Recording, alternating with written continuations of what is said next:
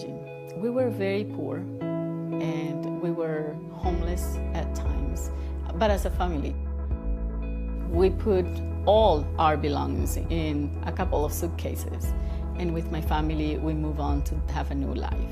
A whole lot of expectations. My English was really poor. It was the good morning and not being able to ask a question. And when somebody tells something to you, you just really freeze up and don't know how to answer. And I felt mute, I felt powerless, I felt frustrated. I wanted to register my daughter for school and I couldn't. From that moment on, I was determined to learn English.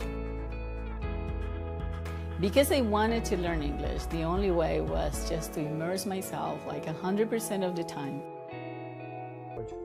So when I came to the United States and I knew that I needed to immerse myself in order to learn English, all that I had to do was to switch from one language to the other.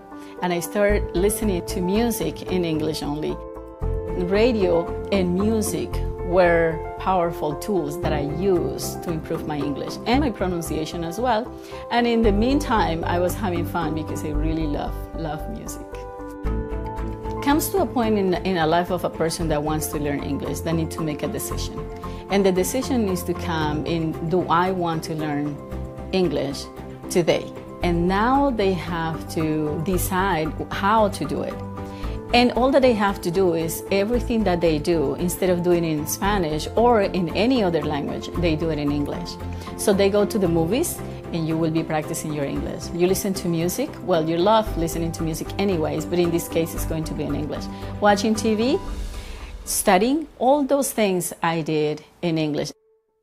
Learning a language is a lot like trying to learn how to play soccer. It's something where you have to spend hours practicing and scrimmaging and playing in games if you want to learn the game. And the same thing is true of language. You have to get out there. You have to get off the sidelines and actually start using the language in everyday life.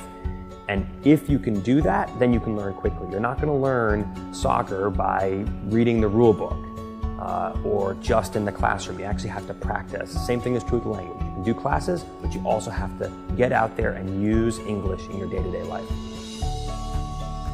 I knew I had reached the tipping point when I understood jokes, when I understood comedy, when I was able to laugh at other people's jokes. And of course, more important things like understanding my daughter's teacher when he was telling me how wonderful my daughter was. And I was able to understand. At that moment, I knew I had learned English.